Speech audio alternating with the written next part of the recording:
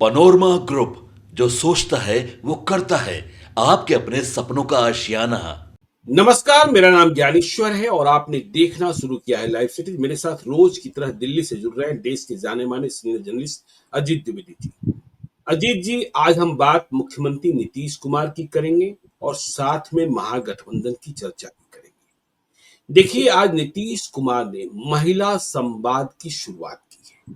पूरे बिहार में महिला संवाद हुआ है। सरकारी कार्यक्रम है ग्रामीण विकास विभाग का, और आज इसके बाबत सभी अखबारों में जैकेट ऐड, मतलब पहले पन्ने का विज्ञापन छपा, जिसमें नीतीश कुमार जो कार्यक्रम, नीतीश कुमार सबसे बड़े अतिथि, सम्राट चौधरी, विजय कुमार सिन्हा, श्रवण कुमार, एक अन्य मार्मिक कार्यक्रम। महिला संवाद का उद्देश्य यह है कि सरकार ने अब तक महिलाओं के लिए जो कार्य किए हैं वह उन्हें बताया जाए, और जो काम किए जाने हैं या जो जानकारी, जो शिकायतें मिल रही हैं उसे प्राप्त किया जाए, फिर उनके समाधान का रास्ता निकाला जाए। तो आज इस बात की उम्मीद लग रही थी, आईपीआरडी ने बाजाबता, देखिए नीतीश कुमार के कार्यक्रमों में अब तो बहुत मुश्किल से मीडिया को एंट्री मिलती है, तो लिंक मिल जाते हैं कि आप उनके जो भाषण हैं, उनके जो वक्तव्य हैं, मंतव्य हैं, वह सुन सकते हैं। लेकिन हमने यह देखा कि आज नीतीश कुमार एक शब्द नहीं, जो महिला सशक्तिकरण के बारे में सब कुछ बातें करते हैं, उनकी यूएसपी, महिलाएं कितना विश्वास करती हैं, तो बगैर एक शब्द बोले महिला संवाद की शुरुआत हो गई, और मुख्यमंत्री निवास के भीतर ही, बाहर भी नहीं आए। वहीं जो डिजिटल रथ बने हैं उन्हें हरी झंडी दिखा दिया गया। मुझे इस बात की उम्मीद थी कि नीतीश कुमार बोलेंगे जरूर कुछ, क्योंकि संवाद की शुरुआत हो रही है, महिलाओं को संबोधित किया जाना है। जो लोग जाएंगे वह क्या बताएंगे और क्या हासिल करना है, इसके बारे में एक मार्गदर्शन तो नीतीश कुमार करेंगे। लेकिन वहां अधिकारियों ने एक प्रेजेंटेशन दिया, मुख्यमंत्री ने देखा और फिर हरी झंडी दिखाकर, तो यह बात समझ में नहीं आई कि नीतीश कुमार इतने चुप क्यों। क्या फिर से सेहत कारण है? तो यह एक बड़ा सवाल कि बगैर संवाद के महिला संवाद की शुरुआत नीतीश कुमार बोले ही नहीं, और चुनाव का साल है, आप नहीं बोलेंगे तो काम कैसे चलेगा? प्रधानमंत्री भी आ रहे हैं 24 अप्रैल को, वहां नीतीश कुमार क्या बोलेंगे, क्योंकि वहां रहना है, यह भी देखने की बात होगी। और दूसरी बात, महागठबंधन की बैठक कल हुई, हमने आपने सबने देखा और उसकी चर्चा भी हमने की, लेकिन कई बातों को नोटिस किया जाना आवश्यक है। जब यह बात कह दी गई कि यूनिटी है, क्लैरिटी है, और सेंटर स्पेस पर तेजस्वी यादव बैठ गए, लेकिन यूनिटी और क्लैरिटी क्या है? आरजेडी का अध्यक्ष नहीं है, प्रदेश अध्यक्ष नहीं है, कांग्रेस की कार्य समिति नहीं है। जब कोई सवाल किया जाता है तो कहा जाता है कि अभी 10 दिन और। तो आप कह रहे हैं कि हर दिन मैदान में है और सिर्फ सेनापति है, इसके अलावा कोई है ही नहीं। फिर यदि यूनिटी और क्लैरिटी है, तो क्या फैसला हो गया कि इस चुनावी साल में कन्हैया कुमार की भूमिका बिहार में क्या होगी? तेजस्वी यादव मान गए। यदि यूनिटी और क्लैरिटी है, तो क्या पप्पू यादव पर फैसला हो गया कि साथ में है, उन्हें रखा जाएगा? यदि यूनिटी और क्लैरिटी है, तो क्या पशुपति पारस को साथ लेने की बात हो सकती है? क्योंकि आरजेडी के भीतर दोनों बातें हैं, साथ लेने में कितना फायदा है और बगैर साथ लिए कितना फायदा है। पशुपति पारस के साथ एक बड़ी ताकत सूरजभान सिंह भी है, सूरजभान सिंह पर ज्यादा नजर है। फिर इसी तरीके से आईपी गुप्ता, जिन्होंने पान महारैली की। एक और बात नोट किया जाना चाहिए कि अब देखिए, जब से राजेश राम अध्यक्ष बने हैं, तब से अखिलेश प्रसाद सिंह बहुत पीछे कर दिए गए। दिल्ली की बैठक में तो खैर राजेश राम और कृष्णा अलोबरू ही दिखे थे, लेकिन पटना में जो कल बैठक हुई, उस बैठक में मदन मोहन झा और शकील अहमद खान भी दिखाई पड़े। तो कन्हैया कुमार के बारे में यूनिटी क्लैरिटी क्या है? अखिलेश प्रसाद सिंह इतने पीछे छोड़ दिए गए, तो वह वर्ग, क्योंकि बिहार में जाति ही ब्रह्मा विष्णु महेश है, तो वह वर्ग जो यह समझता था कि आरजेडी से टिकट नहीं मिलेगा तो कांग्रेस से तो मिलेगा, तो उस वर्ग के बारे में क्या यूनिटी और क्लैरिटी है? तो पहले महिला संवाद, बिना संवाद के नीतीश कुमार के। अजीत जी, देखिए ज्ञानेश्वर जी, हम अब ये यात्रा बहुत पहले होनी थी। पहले इसी यात्रा की प्लानिंग हुई थी कि महिला संवाद यात्रा होगी और हाँ, मुख्यमंत्री जाएंगे, मुख्यमंत्री महिलाओं के साथ संवाद करेंगे। फिर एक बयान दिया लालू प्रसाद यादव बिल्कुल। ने और उसके बाद वो यात्रा स्थगित हो गई और उसका नाम बदल दिया गया, प्रगति यात्रा उसका नाम हो गया। तो ये काफी दिनों से ड्यू था, महिला संवाद यात्रा जी, होनी थी, क्योंकि महिलाएं कोर कॉन्स्टिट्यूएंसी हैं नीतीश कुमार की, जिसको उन्होंने डेवलप किया है, कल्टीवेट किया है। तो उनके बीच तो जाना ही था, उनकी हुँ, उपलब्धियां बताने, उनको समझाने, उनसे उनसे फिर से नए सिरे से वोट मांगने के लिए। ये थोड़े दिन के लिए जी, स्थगित हो गया था। तो यात्रा होनी थी और नीतीश कुमार को संवाद करना था महिलाओं के साथ। लेकिन उस बिल्कुल। यात्रा की शुरुआत उन्होंने की, दूसरे लोग जाएंगे, संवाद करेंगे हर जगह महिलाओं के साथ, नीतीश कुमार का संदेश लेकर के जाएंगे। लेकिन क्या संदेश होगा, ये नीतीश कुमार को बताना चाहिए था कि हमारा क्या संदेश है, जो नहीं। बिल्कुल, पहले हो बिल्कुल, रहा था बिल्कुल। कि नीतीश कुमार जाएंगे महिलाओं के साथ बात करने, तो पता नहीं क्या बोल देंगे। जो लालू यादव ने कहा कि वो बात करने, जी, संवाद करने थोड़े जा रहे हैं, वो तो कुछ उन्होंने जो बात कही वो ठीक हुँ, बात नहीं थी, मतलब हम लोग नहीं कर सकते महिलाओं के संदर्भ में। बिल्कुल, तो नहीं कहा। तो ये आशंका सबको सबको थी कि जाएंगे महिलाओं के साथ बात करने, तो पता नहीं क्या बोल देंगे, क्योंकि उनके बोलने का ट्रैक रिकॉर्ड हुँ, इन दिनों पिछले कुछ समय से काफी वो ठीक नहीं चल रहा है, जब से उन्होंने विधानसभा में भाषण दिया था उसके बाद से। तो अब तो स्थिति आ गई कि कुछ नहीं बोलेंगे, मतलब क्या बोल देंगे से स्थिति है कि बिल्कुल। चुप रहेंगे, नहीं बोलेंगे। तो ये स्थिति ज्ञानेश्वर जी हुँ, इसलिए आई है, और हमको ये कहने में कोई हिचक नहीं है, क्योंकि सबसे पहले दिन से हम ही लोग इस संवाद में, अपने बातचीत में कह रहे हैं कि उनकी सेहत ठीक नहीं हो रही है और उस बात का ध्यान बिल्कुल, देना चाहिए है। तो वो अब ये है कि जिस जिस वजह से वो इस तरह का बिहेव कर रहे थे, जिस मानसिक अवस्था में होने की वजह से वो अजीबोगरीब हरकतें करते थे, अजीबोगरीब बातें करते थे, अजीबोगरीब भाव भंगिमा बनाते थे, उसमें सुधार की गुंजाइश नहीं रहती है ज्ञानेश्वर जी। उसमें कोई दवा से सुधार नहीं होता, हुँ, वो सिर्फ ये होता है कि डिटोरिएट होने की जो रफ्तार है उसको आप कम कर सकते हैं। तो ऐसा लग रहा है कि वो रफ्तार कम बिल्कुल। करने की कोशिशें भी कामयाब नहीं हो रही हैं, और अब कुछ भी बोल देंगे से इस स्थिति में आ गए कि कुछ नहीं बोल सकते हैं। तो ये स्थिति हो गई है, हुँ, ये वास्तविक स्थिति है कि अब मुख्यमंत्री नीतीश कुमार कुछ भी बोलने की स्थिति में नहीं है। हम ये नहीं कह सकते हैं, जो तेजस्वी यादव कल भी कह रहे हुँ, थे कि अचेतावस्था में है, वो कुछ समय चैतन्य भी बिल्कुल, रहते हैं, सामने जो चीजें बताई जा रही हैं वो कर भी दे रहे हैं, क्योंकि हम लोगों ने देखा कि उनको थाली घुमाने का, आरती की थाल घुमाने का उनको सब बताया जा रहा था कैसे घुमाइए। लेकिन आप उनको बहुत देर जी, तक ये प्रॉम्प्ट नहीं कर सकते हैं कि क्या बोलिए। तो इसलिए इसलिए अब वो बोलने बिल्कुल। की स्थिति भी मतलब नहीं रह गई। अब इस पोजीशन उनकी इतनी डिटोरिएट हो गई है कि अब वो बोलने की स्थिति भी नहीं रही है। हुँ, ये बहुत चिंताजनक अवस्था है, और हुँ। अभी 6 महीने इस स्थिति में रखना है ज्ञानेश्वर, 6 महीने। जबकि 13 अप्रैल को भीम सम्मान में नीतीश कुमार ने ठीक देखिए भाषण दिया था और वह पुराने टेप रिकॉर्डर और स्टीरियोटाइप नहीं बोल रहे थे। लेकिन फिर आज महिला संवाद जो सबसे ज्यादा कोर एरिया है नीतीश कुमार का, और आप पूरे बिहार में देखिए सबसे ज्यादा महिला संवाद होना है आप ही के जिले में, पूर्वी चंपारण में। और नहीं, सबसे अधिक मुजफ्फरपुर में, फिर पूर्वी चंपारण में, समस्तीपुर में और मधुबनी में। सबसे कम अरवल, लखीसराय, शिवहर और शेखपुरा में। तो एक ट्रेनिंग तो दी ही जाती है ना, और ट्रेनिंग तो भाई नीतीश कुमार का विजन बताना है तो नीतीश कुमार ही बताते कि उन्होंने क्या किया है और वे क्या चाहते हैं, और महिलाओं की यदि कोई बात रह गई है तो उसे कैसे पूरा किया जाना है, क्या महिलाओं के लिए कुछ राशि की घोषणा की जानी है, इसके बारे में। लेकिन बिल्कुल ही नहीं बोलना, यह तो आश्चर्य बिल्कुल, वाली मतलब बात है। अभी आप कह सकते हैं कि जो लोग जाएंगे संवाद करने, उनको रिटन टेक्स्ट होगा उनके पास, जी, महिलाओं के लिए नीतीश कुमार के किए गए कामों का ब्यौरा होगा जो वो बताएंगे। लेकिन आज की क्या हेडलाइन है, जी, आज की क्या खबर है, कल के अखबारों की क्या खबर बिल्कुल। है कि महिला संवाद यात्रा शुरू हुई, तो क्या हुँ, महिला संवाद यात्रा ही शुरू हुई, यही तो हेडलाइन है। या फिर ये हेडलाइन है कि नीतीश कुमार कुछ नहीं बोले। बिल्कुल। तो क्या आप अफोर्ड कर सकते हुँ, हैं चुनाव से 6 महीने पहले ये अफोर्ड कर सकते हैं कि ये मैसेज जाए कि मुख्यमंत्री अब बोलने की स्थिति में नहीं है, मुख्यमंत्री कोई भी मैसेज देने की स्थिति में नहीं है, बिल्कुल। और वो भी अपने लोगों को, अपनी पार्टी के लोगों हुँ, को, जो लोग महिला संवाद करने जा रहे हैं उन लोगों को।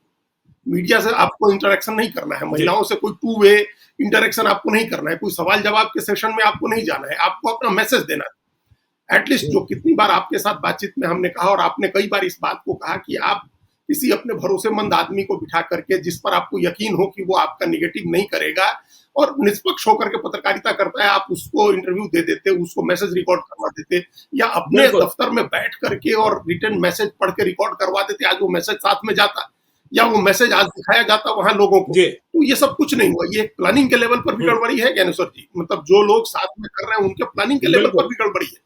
क्योंकि आप इतनी बड़ी, इतनी महत्वाकांक्षी जी वो शुरू करने जा रहे हैं। जब हम लोग कह रहे थे कि अभी मुख्यमंत्री प्रगति यात्रा कर रहे हैं, इसके बाद क्या होगा, तो उसके बाद का चरण है ना ये, कि उसके बाद बिल्कुल महिला संवाद होगा, जिलों में जाकर के महिलाओं को उनके बारे में जी उनके किए गए कामों के बारे में बताया जाएगा। हो सकता है आप ठीक कह रहे हैं कि कुछ वादे भी किए जाए, और चुनाव के पहले जैसे सभी राज्यों में मैया सम्मान योजना या लड़की बहन योजना या लाडली बहन योजना घोषित होनी हुई है, वैसी कोई योजना भी हो सकता है घोषित करें, आप भी जाए घोषित करें चुनाव में। बिल्कुल, तेजस्वी वाले में तो कर ही हाँ, दिया है सब ना। जगह कर ही दिया है, हर जगह। और तेजस्वी यादव तेजस्वी ने तो कर दिया है कि हम आएंगे तो कर ही लाएंगे। चुके हैं, वो तो 2,500 कर चुके हैं, और वो उनका मैसेज गांव-गांव पहुंचा हुआ है। तो उसके कंट्रास्ट में भी बिल्कुल आपको कुछ बात रखनी है। ये भी उनको उनकी बात के काट में जी जब आप जाएंगे, महिलाएं पूछेंगी, मान लीजिए कि भाई 2,500 रुपए तेजस्वी देते हैं, तो जेडीयू के लोग क्या बताएंगे? अगर वो कहें महिलाएं कि भाई उन्होंने वादा किया कि हम 2,500 बिल्कुल रुपया देंगे, सरकार बनेगी, तो जेडीयू के लोग क्या बताएंगे कि नीतीश जी ने आपको आरक्षण दिया है, नीतीश जी कुमार सही जी ने बात आपको साइकिल दी, नीतीश कुमार जी ने पोशाक दी, ये बताएंगे जाकर के, या कहेंगे कि हम भी कुछ देंगे आपको? हम्म तो ये एक बड़ा सवाल है, ये क्लैरिटी हम्म होनी चाहिए थी आपको इतना बड़ा, इतना महत्वाकांक्षी अभियान शुरू करने से पहले। वो नहीं है। आपने कहा ना कि वो बिल्कुल उन्होंने भीम संवाद, उसमें उन्होंने भाषण दिया, प्रधानमंत्री भी आएंगे, वहां भी हो सकता है वो जी भाषण दे दें, लेकिन वो कुछ चीजें हैं जो उनके बिल्कुल दिमाग में बैठी हुई हैं, और सामने पढ़ने पर वो चीजें उनको याद आ जाती हैं, वो चीजें वो बोल देते हैं कि हम ही ने सब हम्म किया जी, 2005 से पहले कुछ था। मतलब हम आपको 10 लाइन अभी बता सकते हैं जो वो बोलेंगे 24 तारीख की बिल्कुल सभा में, बिल्कुल जो वो बिल्कुल बोलेंगे, बिल्कुल वो आप किसी दिन पढ़ के हम्म सुना सकते हैं 24 के पहले कि मुख्यमंत्री ये बोले कि हम ही ने किया जी, 2 बार जी गड़बड़ कर चुके थे, हम उधर चले गए थे, अब कभी नहीं जाएंगे, अब इधर ही रहेंगे, और सब काम हम ही किए हैं, सब काम हम ही लोगों को कर रहे हैं। तो ये 10 लाइन है, 10 जी पंक्तियां हैं जो वो बोलेंगे 24 तारीख को। लेकिन इससे आप ना अपने बिल्कुल कार्यकर्ताओं में कोई उनका मनोबल बढ़ा पा रहे हैं, ना उनमें उत्साह भर पा रहे हैं, ना बिहार की जनता को यकीन दिला पा रहे हैं कि आप में अभी भी वो क्षमता है कि आप बिहार को लीड कर सकें। लगातार जो सी वोटर के सर्वे में, जी पिछले एक सर्वे के बाद आप में इनकी पॉपुलैरिटी में जो 3% की गिरावट हुई, वो आगे और बढ़ेगी, वो गिरावट होती जा रही है। अब ये बिल्कुल समझ में नहीं आना, असली चीज हम्म जो इस पूरे मामले में समझने की है ज्ञानेश्वर जी, हम लोग ये तो चर्चा कर ही रहे थे कि उनकी सेहत अब खराब हो गई है, वो best of the mental health में नहीं है, बात करने की स्थिति में नहीं है, संवाद करने की स्थिति में नहीं है। तो पहले डर लगता था कि पता नहीं क्या बिल्कुल बोल देंगे, बिल्कुल तो इसलिए अब हो गया कि बोले ही नहीं। तो क्या बोल देंगे से चुप हो जी जाए तक का सफर है ये। पिछले 3-4 महीने का जो सफर है वो ये है कि कुछ भी बोल देंगे और अब कुछ नहीं बोलेंगे। सवाल ये है कि बीजेपी जो इतनी सेंसिटिव पार्टी है चुनाव की तैयारियों को लेकर के, इतनी बारीकियों का ध्यान रखती है, वो पार्टी कैसे इसको ऐसे ही चलने दे रही? इसमें बीजेपी का क्या इंटरेस्ट है? ज्ञानेश्वर जी, बिल्कुल असली डिकोड करने की चीज ये है कि इसमें बीजेपी का क्या इंटरेस्ट है? बीजेपी क्यों क्यों जी नहीं रिप्लेस करने की बात कर रही है? क्या नहीं कर पाएगी? क्या बीजेपी को नीतीश कुमार के इस अवस्था में भी पहुंच जाने के बाद भी बीजेपी को लग रहा है कि हम रिप्लेस नहीं कर सकते हैं, अभी उनको हटाएंगे तो खराब हो जाएगा? डर लगता है या क्या फिर आपके, जी हाँ, डर डर लगता लगता है है, क्या अभी भी डर लगता है, उस अवस्था में है तब भी डर लगता है। तो क्या ये स्थिति है? बिल्कुल या फिर आपको दिख रहा है कि ऐसी हम्म स्थिति जनता के बीच में ये मैसेज ज्यादा जाएगा तो उसका फायदा बीजेपी को होगा? क्या आप बीजेपी ये सोच रही है कि ऐसी जी स्थिति अगर हम नीतीश कुमार की ले आ देते हैं और पब्लिक स्फीयर में ये स्थिति आ जाती है उनकी, तो वो आपस में भी अलायंस के अंदर तालमेल में भी बहुत बार्गेन नहीं कर सकेंगे, और जनता के बीच में भी जैसे जैसे जी उनका नेतृत्व कमजोर होगा, बीजेपी के नेता का नेतृत्व मजबूत होगा। बिल्कुल हम लोग देख भी रहे हैं कि एकदम बिल्कुल प्रोपोर्शनेट है जो डाउनफॉल है नीतीश कुमार का, वो प्रोपोर्शनेट है अपवर्ड जो स्विंग है सम्राट चौधरी का। तो क्या बीजेपी ये मान रही है कि जी जितना उनका डाउन जाएगा, जितनी उनकी पॉपुलैरिटी गिरती जाएगी, उतना फायदा सम्राट चौधरी को होगा जिनको बीजेपी आगे कर रही है? क्या ये कोई स्ट्रेटजी है? क्योंकि बिल्कुल क्योंकि बिल्कुल आप चुनाव के बिल्कुल साल में इस बिल्कुल तरह की चीजें नहीं होने दे सकते। बीजेपी के पास तो बड़े नेता है ना भाई, नरेंद्र मोदी और अमित शाह है बीजेपी के पास, ऐसा तो है नहीं कि प्रदेश के नेताओं को डील करना है। तो उनको डील करना है, वो क्यों नहीं जी बैठ करके जेडीयू के लोगों को बिठा करके, संजय झा और ललन सिंह को बिठा करके कोई डिसीजन कर रहे हैं नीतीश कुमार के बारे में? ये एक तरह का एक बिहारी होने के नाते हमारी पीड़ा भी है ज्ञानेश्वर जी कि हम नीतीश कुमार को ऐसी हालत में नहीं देख और सकते, वो बात वैसी भी हालत कि में जो देख रहे हैं नीतीश कुमार को। जी और वो बात भी जो चल रही थी कि निशांत कुमार की एंट्री हो रही है, पॉलिटिकल एंट्री हो रही है, हमारी जानकारी है कि वो टाल दी गई है, क्योंकि नीतीश कुमार उस यूएसपी को नहीं टालना चाहते हैं जो यूएसपी है कि मैं परिवारवाद में विश्वास नहीं रखता हूं। कि नीतीश कुमार के बेटे निशांत की पॉलिटिकल एंट्री विधानसभा चुनाव के पहले नहीं होने जा रही है।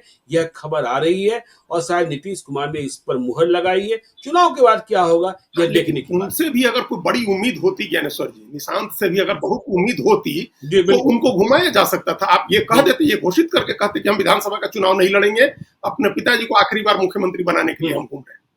कि आप हमारे पिताजी को, जो उन्होंने कहा ना उस दिन कि अमित शाह अंकल ने कहा है कि मेरे पिताजी ही मुख्यमंत्री हो, तो ये संदेश लेकर के क्यों नहीं निशांत को आप भेज रहे हैं पूरे प्रदेश में? वो घूमे, एक रथ उनके हवाले भी करिए और वो निकले और वो कहे। और अमित शाह अंकल ने वही किसको पता कहा, नहीं है ये कि तो किसको पता है कहा, कब कहा, फोन करके कहा, कभी प्राइवेट में कहा, चूंकि पब्लिक में तो वो कह नहीं रहे कि नीतीश कुमार मुख्यमंत्री होंगे। तो ये बात उन्होंने कही है तो वो घूमना चाहिए उनको। हम ये पॉलिटिकल एंट्री थोड़े हो जाएगी। आप लोग, अपने पिताजी जब लोगों के चुनाव लड़ते हैं, माताएं चुनाव लड़ती हैं, तो परिवार के लोग नहीं सारे लोग प्रचार में जाते हैं, सब लोग कैंपेन में जाते हैं। ऐसा नहीं है कि सबकी एंट्री होती, सबकी राजनीति में एंट्री होती है। हमने ऐसे बड़े परिवार देखे जिनके बच्चे विदेश पढ़ रहे होते हैं, जब माता पिता या कोई चुनाव लड़ता है घर का, तो वो लोग कैंपेन के लिए आते हैं। तो नीतीश कुमार अगर अपने जीवन की आखिरी लड़ाई नहीं, आप अजीत शर्मा को देखिए ना, अजीत शर्मा को देखिए, उनकी बेटी बॉलीवुड की एक्ट्रेस है नेहा शर्मा। जब अजीत शर्मा चुनाव लड़ते हैं तो वो आती है, सोनाक्षी सिन्हा को हम लोगों ने देखा, शत्रुघ्न सिन्हा के लिए प्रचार करते हुए हर जगह करती है। तो इसका ये मतलब नहीं है कि नहीं निकालेगी, नहीं जनता की राजनीति में आ रही है या आ रहे हैं। तो आप जाइए, पिताजी आपके आखिरी चुनाव लड़ रहे हैं और आप कह रहे हैं कि आपके पिताजी को बिहार के लोग मुख्यमंत्री बनाए, पिताजी नहीं बोलने की स्थिति में है, नहीं कुछ करने कहने की स्थिति में, तो आप करिए जाके उनके लिए। आप उनका संदेश लेकर के जाइए, नीतीश कुमार का संदेश लेकर के गांव गांव जाइए। ये भी एक अगर ऐसा भी करे जेडीयू और बीजेपी अगर कंबाइंड रूप से, तो इसका भी कुछ फायदा मिलेगा अलायंस को, मतलब एनडीए को मिलेगा, इसका भी फायदा मिलेगा कि नीतीश कुमार का बेटा आया है अपने पिताजी के लिए वोट मांगने। वो बुजुर्ग हो गए हैं, अपने यहाँ लोग बड़ा इमोशनल है बिहार में, वो इस बात पर बड़े इमोशनल हो जाएंगे। और आप कहते ही हैं कि सारे बूढ़े लोगों का प्रदेश है, तो बूढ़ों को लगेगा कि देखिए इसका बेटा तो कम से कम आकर के वोट मांग रहा है अपने पिताजी के लिए, हमारा बेटा तो पता नहीं कहाँ है। बिल्कुल, ये भी करना चाहिए, लेकिन ये भी नहीं हो रहा है। तो बीजेपी की क्या स्ट्रेटजी है चुनाव लड़ने की? हम तो कह रहे हैं कि जेडीयू को चुनाव लड़ने की जो स्ट्रेटजी है वो बहुत क्लियर नहीं है, बहुत स्पष्ट नहीं है। लड़ना बीजेपी को है, तो बीजेपी की क्या स्ट्रेटजी है? ऐसी अवस्था में कौन सा आप उत्साह जगा दीजिएगा लोगों को? नीतीश कुमार के नेतृत्व में लड़ने जा रहे हैं, तो नीतीश कुमार ऐसे दिखेंगे तो कौन सा उत्साह जगा दीजिएगा? उसका क्या फायदा होगा? तो ये एक बड़ा सवाल ये है कि तो वो उनकी स्थिति डिटोरिएट होती जा रही है, वो ठीक नहीं होगी, हम लोग जानते हैं। लेकिन उनके डिटोरिएट होने में क्या बीजेपी कोई फायदा देख रही है? उनके डिटोरिएशन के पब्लिक डिस्प्ले में कोई फायदा बीजेपी को मिल रहा है? क्या हो रहा है? इससे कोई फायदा तो नहीं हो रहा है, हमको तो नहीं दिख रहा है कि अभी कोई फायदा हो रहा है। जैसे जैसे नीतीश कुमार का नेतृत्व खराब होगा, उनके प्रति सहानुभूति कम होगी, उनकी लोकप्रियता कम होगी, थोड़ा लाभ बीजेपी के नेता को हो जाएगा। लेकिन अल्टीमेटली फिर तो जो वैक्यूम के लिए क्रिएट होगा लीडरशिप को, उसको तो फिर तेजस्वी यादव फुलफिल करेंगे। और आपने टारगेट रखा है 225 सीट का टारगेट है आपका। और बिल्कुल, और जेडीयू ने ऐलान कर दिया 25 से 30 फिर से नीतीश। क्या 24 अप्रैल को नरेंद्र मोदी ये भी नारा लगा, देखा पोस्टर हमने लगाया 25 से 30 फिर से नीतीश। बिल्कुल। तो अब उस नारे को, नारे के लिए जेडीयू क्या कर रही है? ये खाली कहने की बात नहीं है ना। चुनाव में तो जिस तरह से गला काट लड़ाई होगी, आप उसमें नारा देने से थोड़े चुनाव जीत जाइएगा। अब ये बात नहीं है बिहार में बाहर है, फिर से नीतीश कुमार है, ये बात 2015 में थी, लेकिन अब नहीं है नीतीश कुमार। तो ये उस हिसाब से स्ट्रेटजी बनानी होगी बीजेपी, जेडीयू और अलायंस पार्टनर को। अभी की स्थिति में ये जो महिला संवाद में जो तस्वीर दिखी है, ये तस्वीर नहीं दिखनी चाहिए थी। जब उनको नहीं बोलना था तो ये तस्वीर नहीं दिखनी चाहिए थी, और एकदम बेटर स्ट्रेटजी होती कि आप एक मैसेज, रिकॉर्डेड मैसेज डाल देते और पर्दे मतलब आपके मुख्यमंत्री आवास में फंक्शन हो जाता। ये पूरे पेज का विज्ञापन, क्या फायदा उसका जब मुख्यमंत्री कुछ बोले ही नहीं? क्या फायदा था? हाँ, आईपीआईडी का लिंक देने का क्या फायदा था? लोगों को पता ही नहीं चलता। यह भी खबर आती कि आपने ये बोला, तो लोगों ने तो ये भी देख लिया कि आपको खबर दे देते कि उन्होंने पार्टी के जो नेताओं को ये संदेश दिया, और उनका संदेश लेकर के पार्टी के नेता जिला जिला प्रखंड प्रखंड जा रहे हैं। तो ये सारा तमाशा आपने क्रिएट किया, सारा ऑप्टिक्स क्रिएट किया, और उसको आपने एक डंप स्क्वीप में जिसको होता है वो आपने बदल दिया उसको। चलिए, तो अब चलते हैं महागठबंधन की ओर। अजीत जी, महागठबंधन में कृष्णा आला बरू ने कहा यूनिटी है और क्लैरिटी है। तो यदि यूनिटी है और क्लैरिटी है तो पप्पू यादव कहाँ हैं? कन्हैया कुमार कहाँ हैं? क्या इन्हें तेजस्वी यादव ने स्वीकार लिया है? पशुपति पारस क्या महागठबंधन में आएंगे? आईपी गुप्ता को क्या महागठबंधन में जगह मिलेगी, या फिर आईपी गुप्ता बीजेपी की ओर भी बढ़ सकते हैं, जो आरक्षण खत्म करने के खिलाफ हैं, जो दलित आरक्षण खत्म किया गया और उन्हें ईबीसी में डाल दिया गया? और फिर अखिलेश सिंह की भूमिका बहुत ही महत्वपूर्ण है। तो यूनिटी और क्लैरिटी, और कब तक प्रदेश समिति बनेगी और राजद का अध्यक्ष कब मिलेगा, प्रदेश अध्यक्ष कब मिलेगा, सब कुछ तेजस्वी यादव ही करेंगे कि कुछ अध्यक्ष भी करेगा? पार्टी में अध्यक्ष है लेकिन अध्यक्ष कहीं दिखते नहीं है। है।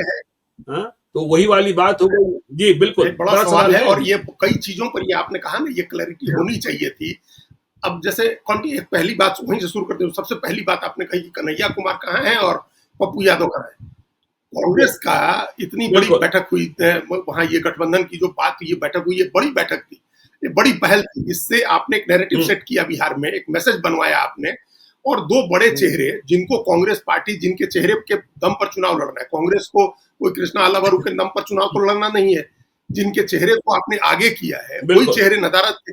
और आप देखिए, जब ईडी ने राहुल गांधी और सोनिया गांधी का नाम आरोप पत्र में शामिल किया, ये कोई मामूली घटना थी। कांग्रेस संसदीय दल की नेता सोनिया गांधी और लोकसभा में नेता प्रतिपक्ष राहुल गांधी, वो अब आरोपी हैं, अब वो एक्यूज्ड हैं दोनों। अभी तक तो बीजेपी ये कहती थी कि ये दोनों जमानत पर छूटे हुए हैं, अब दोनों ऑफिशियली आरोपी हैं। दोनों के ऊपर आरोप पत्र दाखिल हुआ है ईडी का, और हजारों करोड़ रुपए की संपत्ति हड़पने के आरोप में मनी लॉन्ड्रिंग का केस हुआ है। आरोपी नंबर 1 सोनिया गांधी, आरोपी नंबर 2 राहुल गांधी है। और इसके खिलाफ कांग्रेस ने पूरे देश में प्रदर्शन का ऐलान किया, और बिहार में प्रदर्शन हुआ तो 50-100 लोग जुटाने मुश्किल हो गए। और क्यों नहीं कन्हैया कुमार उस प्रदर्शन को लीड कर रहे थे? अभी कन्हैया कुमार ने पूरे प्रदेश में दौरा किया, रैलियां की, यात्रा की, मुख्यमंत्री का घेराव किया, और फिर उसके बाद पता नहीं कहां गायब हो गए, पता ही नहीं। अरे आप रहते इस मौके पर ना, आप स्ट्रेंथ दिखाते, आप अभी युवा है, आपको लेकर के क्रेज है, आप दिखाते, आप 1000, 2000, 5000 आदमी जमा करते, अपनी ताकत दिखाती कांग्रेस पार्टी में। पप्पू यादव को कह देते, वो तो ऐसी पटना में रैली करने आते तो 5000, 10,000 आदमी उनका जुट जाता। तो आप स्ट्रेंथ दिखाते। तो पप्पू यादव को तो लग रहा है ना कि भाई कितनी प्रतीक्षा करें, कोई फैसला तो हो, और कहीं ऐसा ना हो कि प्रतीक्षा में ही दूसरे वाले उन्हें कैच कर लें। होना चाहिए। देखिए, हम तो एक बात और, जैसे उनके बारे में लोग दिल्ली में कहते हैं कि प्रियंका गांधी वाड्रा के कोटे में है, मतलब प्रियंका गांधी वाड्रा जो है वो मेंटोर कर रही है कांग्रेस पार्टी में, उनको ले आने का सारा अभियान उनका है, प्रियंका गांधी वाड्रा का है। अब आप सोचिए, इससे पहले ज्ञानेश्वर जी, जिस एक बड़े नेता के लिए प्रियंका गांधी ने बड़ी बैटिंग की थी, और उसका क्या असर हुआ। इसके पहले प्रियंका गांधी वाड्रा ने नवजोत सिंह सिद्धू के लिए बैटिंग की थी, और आज देखिए उनकी क्या स्थिति है राष्ट्रीय राजनीति में, पंजाब की राजनीति में वो कहाँ है। उनके बाद के आए हुए राजा कैप्टन अमरिंदर सिंह वारिंग जो है, वो प्रदेश अध्यक्ष भी हुए, विधायक भी हो गए, एमपी भी हो गए, अपनी पत्नी को विधानसभा का चुनाव भी लड़ा लिया, सब हो गया। सुखजिंदर रंधावा आगे आगे, वारिंग आगे आगे, सब हो गया।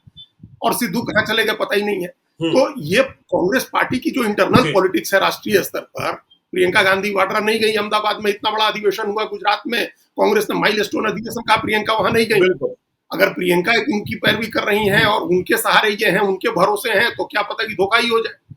तो लेकिन कांग्रेस अगर बिहार का चुनाव सीरियसली लड़ना चाह रही है, तो अपने इस इंटरनल कॉन्फ्लिक्ट को, जो राष्ट्रीय स्तर पर उनके पार्टी और परिवार का अगर कुछ है, तो उसको रखना चाहिए बगल में, साइड में करना चाहिए, और पार्टी का जो भविष्य है उसके बारे में सोचना चाहिए। अगर ये लोग नहीं सोच रहे हैं तो या तो अपना सोचेंगे, इतने बहुत दिन तक पीछा कर नहीं सकते हैं ना, वो बहुत दिन तक। सीमांचल में तो पप्पू यादव प्रभावित कर ही देंगे ना, क्योंकि देखिए एक यूएसपी तो है ना पप्पू यादव के बारे में और बिहार के बाकी अन्य नेताओं के बारे में, कि बाकी अन्य नेताओं, जो बड़े नेता हैं, उनसे मिलने के लिए आपको जूते और चप्पल घिसने पड़ते हैं, और पप्पू यादव आपके यहाँ किसी भी वक्त पहुंच सकते हैं, और जब मुसीबत में हो तो वह व्यक्ति तो पहुंच ही जाएगा और सबसे पहली मदद करेगा। तो सीमांचल तो वो खराब कर ही देंगे ना, तरह से पूरी यूपीए के लिए खराब हो जाएगा। और बैठे बैठे ये जिसको छप्पर फाड़ के, मतलब बिल्ली के भाग्य से छींका टूटना होता है, वो बिल्ली के भाग्य से छींका टूट जाएगा एनडीए के भाग्य से। आप तब उन्होंने कहा ना कांग्रेस 100 सीट मांगे, 100 सीट नहीं भी मांगे, लेकिन जो इसका दूसरा पक्ष था, उन्होंने कहा कि सीमांचल में ज्यादा सीट लीजिए। तो इसका मतलब कि सीमांचल की ज्यादा सीटें वो इसलिए कह रहे हैं, जहां उनका कमांड है, वो मान रहे हैं कि कांग्रेस ज्यादा सीट लेगी तो हम कांग्रेस को जितवा सकते हैं। तो ये बात कांग्रेस को भी तो समझना चाहिए, और कांग्रेस को रेसिप्रोकेट करना चाहिए। तो रेसिप्रोकल होगा ना, तो रेसिप्रोकल तो है नहीं, सारी बातें वो कह रहे हैं, कांग्रेस कुछ नहीं कह रही है। तो ये बड़ी ये दोनों बहुत इंपॉर्टेंट बात है कि कन्हैया कुमार और पप्पू यादव के बारे में क्या डिसीजन कांग्रेस कर रही है, क्या लालू यादव के परिवार में भी उन लोगों के बारे में सहमति बना ली गई है या सहमति नहीं बनी है, क्या भूमिका उनकी देखी जा रही है, ये क्लैरिटी करनी है। ये पहली क्लैरिटी है जो आपने कहा, 4-5 चीजें, आपने जो 4-5 सवाल उठाए, उसमें एक क्लैरिटी ये होनी चाहिए, क्योंकि एक कोहेसिवनेस आपके कैंपेन में तभी दिखेगी जब सारे चेहरे आपके साथ दिखेंगे। अब और यदि यूनिटी और क्लियरिटी है तो हाँ, फिर वही सामूहिक फोटोग्राफ हो, दिखाई पड़े कि भाई बिल्कुल हाँ, सारे अब संदेह करिए खत्म हो सारे गए। संदेह, कांग्रेस अपना खत्म, कांग्रेस अपनी बैठक अलग करे भाई, सारी पार्टियां अपनी बैठक करती हैं ना। अभी बिल्कुल एनडीए में भी, आप एनडीए में हम लोग देख रहे हैं जी कि उपेंद्र कुशवाहा ने 3 दिन का अपना चिंतन शिविर किया। तो यह चिंतन शिविर करने का उन्होंने तो अपना किया ना, उन्होंने वाल्मीकि नगर में हाँ, कर कर रहे रहे हैं हैं, उन्होंने छब्बीस अपना सत्ताईस प्लान को। किया वाल्मीकि जी नगर में करने के लिए। तो वो करेंगे ना, अपना अलग करेंगे ना, बिल्कुल अपने एनडीए से अलग हटके। ऐसे ही हमने अपनी मुकेश जी सहनी अपनी अलग सभाएं कर रहे हैं, अपने अलग कार्यक्रम कर रहे हैं। तो कांग्रेस ने अपना अलग, कांग्रेस हाँ ने भी अपना बिल्कुल एक अलग कार्यक्रम किया, पलायन को नौकरी दो यात्रा निकाली। तो अब कांग्रेस इसके साथ अलग हटके हम्म अपनी एक मीटिंग करे, उसमें कन्हैया कुमार आए, उसमें पप्पू यादव आए, कृष्णा अलावरू, राजेश राम रहे, और हाँ, उसमें अखिलेश प्रसाद सिंह को भी जरूर बुलाइए। ये एक कांग्रेस पार्टी में एक मैसेज बन बिल्कुल रहा है कि वो एक बिटर नोट पर छोड़ हम्म करके गए हैं। हालांकि ये पहले ये खबर थी हम्म कि बिटर नोट नहीं है, और उनसे राहुल गांधी ने कहा भी कि आप रुक जाइए, अभी मत छोड़िए, लेकिन उन्होंने मन बना लिया था, क्योंकि ये दिखने लगी थी कि स्थितियां उनको, कि जिस तरह से अलावरू को भेजा गया, जिस तरह से कन्हैया कुमार की यात्रा शुरू की गई। लेकिन ऐसा कहीं, ऐसा ऐसा ऐसा जी आमतौर पर नहीं होता है। देखिए कितने एमिकेबल तरीके से बीजेपी बिल्कुल में अध्यक्ष बदला। सम्राट चौधरी उप मुख्यमंत्री थे, उनकी जगह दिलीप जायसवाल को अध्यक्ष बनाया गया, वो थोड़े समय तक मंत्री और अध्यक्ष दोनों रहे, और फिर उनकी ताजपोशी हो गई। राष्ट्रीय स्तर पर कैसे चेंज होता है, कितना स्मूथ जी चेंज होता है, कि जब अमित शाह जब राजनाथ सिंह मंत्री हो गए, रक्षा मंत्री, तो उनके साथ तुरंत अमित शाह अध्यक्ष बन गए। जब अमित शाह को मंत्री बनाने की बात आई, मंत्री बन गए, बिल्कुल तो जेपी नड्डा को कार्यकारी अध्यक्ष बना दिया गया, ताकि वो साथ में रह के और चीजें समझ लें। फिर वो हट गए और फिर वो अध्यक्ष हो गए। तो इस तरह से स्मूथ ट्रांजिशन जब होता है, जी तो जो जनता के बीच में कंफ्यूजन नहीं होता है, और लोगों में निराशा नहीं होती है समर्थकों के बीच में।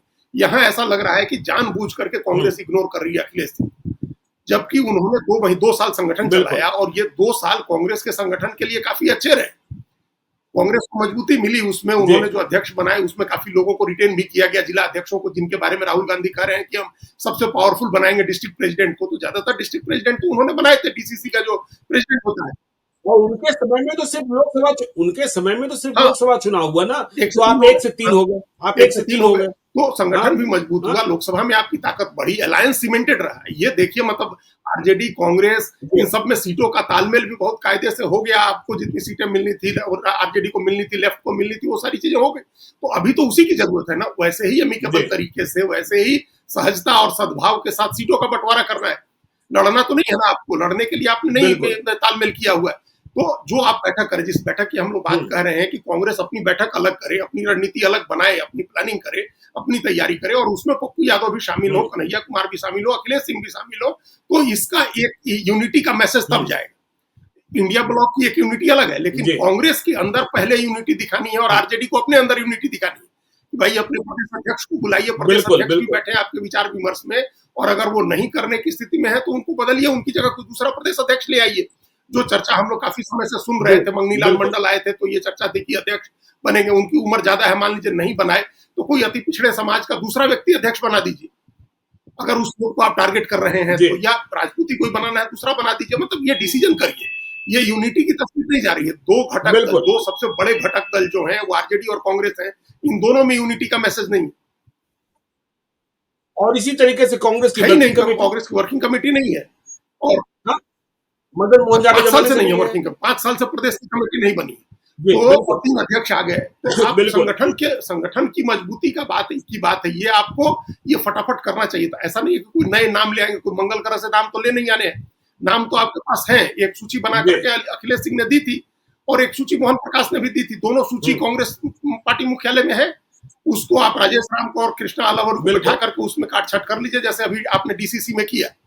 जो जो डिस्ट्रिक्ट कमेटी है, डिस्ट्रिक्ट कांग्रेस कमेटी, उसके प्रेसिडेंट आपने बनाए ना, जो अखिलेश सिंह ने बनाए थे, उसमें आपने बदल दिया, और बड़ा प्राउडली राहुल गांधी ने आकर के कहा कि पहले 2/3 फॉरवर्ड थे, अब 2/3 पिछड़े हैं। तो अगर आपको जी प्रदेश बिल्कुल कमेटी में भी 2/3 अगड़े दिख रहे हैं, काट करके 2/3 पिछड़े कर दीजिए, और नाम जारी कर दीजिए। चुनाव के समय उसको मैसेज बनवाइए आप उससे। बिल्कुल बिल्कुल तो ये यूनिटी कांग्रेस के अंदर भी नहीं है, बिल्कुल ये बिल्कुल यूनिटी अभी आरजेडी के अंदर भी नहीं है। और इसका तीसरा पहलू जो आपने कहा, कि ये यूनिटी ओवरऑल इंडिया ब्लॉक के अंदर भी अभी नहीं बनी है, कम से कम 2-3 लोगों को लेकर। नहीं और है वो 2-3 लोग बिल्कुल हैं, जिसमें बिल्कुल पारस है, पशुपति आईपी पारस गुप्ता है है, और आप मुकेश सहनी की भी स्थिति बहुत क्लियर कर लेनी होगी। पहले सारी चीजें तय करनी होगी, उनके साथ बैठ बंटवारा कैसे जी, करोगे? बिल्कुल, उनको बता बिल्कुल, देना होगा कि बिल्कुल। ये जी, सीटें जी, दे रहे हैं जी। और इसमें इतनी जीतने वाली सीटें हैं और आपको उप मुख्यमंत्री बनाया जाएगा, ये सारी चीजें तय करनी होंगी। वो यूनिटी तभी थी। पशुपति जी। पारस के बारे में डिसीजन करना है। हुँ, उनके बारे में उनको हुँ, वो पहले रहे हैं एनडीए में, उनको कोई दिक्कत नहीं है, कहीं भी जाने से एनडीए में क्या हुँ। उनको भी मनाया जा सकता है। हालाँकि चिराग पासवान के होते थोड़ी दिक्कत है, लेकिन ज़रूरत हाँ, नहीं है, चिराग ज़रूरत पासवान नहीं को है। होते नहीं है, लेकिन अब ये आपने कहा ना कि ये मतलब इस पर विचार होगा कि उनका अलग लड़ना, अकेले लड़ना क्या ज़्यादा फ़ायदेमंद हो सकता है। लेकिन अकेले बिल्कुल। लड़ के जी। क्या फ़ायदा पहुँचाएँगे वो? देखिए, कोई भी कम्युनिटी साथ में नेता हुँ, के तभी जाती है, जब उसको लगता है कि हमारा नेता पावर स्ट्रक्चर का हिस्सा बन सकता है। अगर अगर आज पशुपति जी। पारस को एनडीए ने जिस तरह से डंप किया, उनको छोड़ दिया, उसी तरह से अगर इंडिया ब्लॉक भी छोड़ दे, तो हुँ, आप तय मानिए कि उनको उनको 1000-2000 वोट नहीं मिलेगा किसी जगह। कोई कम्युनिटी नहीं अलाइन करेगी उनके सही साथ। बात, ऐसे बिल्कुल। आदमी के साथ कौन करेगा जिसकी कोई पूछ नहीं है, किसी गठबंधन में कोई नहीं पूछ रहा है। जी, तो इसलिए ये उनका अलग लड़ना कोई बिल्कुल। फायदा नहीं पहुंचाएगा। उनका इंडिया ब्लॉक के हुँ, साथ मिलकर के लड़ना बड़ा फायदा पहुंचाएगा, डबल इम्पैक्ट करेगा। कि अगर वो अब अकेले लड़के हुँ। भी अगर 100 वोट काटते हो, तो 100 वोट तो वो ले गए, आपको तो कोई फायदा नहीं हुआ। अगर साथ लड़के जी, 1000 वोट काटते हैं, तो बिल्कुल। आपको 2000 का फायदा होगा, क्योंकि वो एनडीए से वोट काट के ले आएंगे। तो कोशिश करके उनको साथ में रखना चाहिए। हुँ, कोशिश करके ये क्लैरिटी होनी चाहिए। चलिए, और आईपी गुप्ता पर भी बिल्कुल। काम करना चाहिए। वो आपने कहा उस दिन कि वो संपर्क, बीजेपी वाले भी उनसे संपर्क कर रहे हैं, लेकिन बीजेपी जो बिल्कुल, ऑफर कर बिल्कुल। रही है, उससे बड़ा ऑफर क्या दे सकते हैं आप? जो गॉडफादर फिल्म जी, का एक बड़ा मशहूर डायलॉग है कि हम आप तुमको ऐसा ऑफर देंगे कि तुम मना नहीं कर सकोगे। I will make an offer you can't refuse. तो बिल्कुल। वो जाकर के आप ऑफर दीजिए जो वो रिफ्यूज नहीं कर सकते। जो बीजेपी ऑफर दे रही है, उससे बड़ा ऑफर आप जाकर चलिए, के दे दीजिए। तो चलिए देखिए बिहार की सियासत में बहुत कुछ है अभी और रोज हम लोग चर्चा करते ही रहते हैं, आगे भी चर्चा जारी रखेंगे। आप देखते रहिए लाइव सीरीज को। यदि अब तक आपने हमारे यूट्यूब चैनल लाइव सीरीज को सब्सक्राइब नहीं किया है, तो जरूर कर लीजिएगा और यदि इस वीडियो को आप फेसबुक पेज के माध्यम से पेज को लाइक कीजिएगा। हैंडल एक्स पर भी हमें फॉलो कीजिए। धन्यवाद।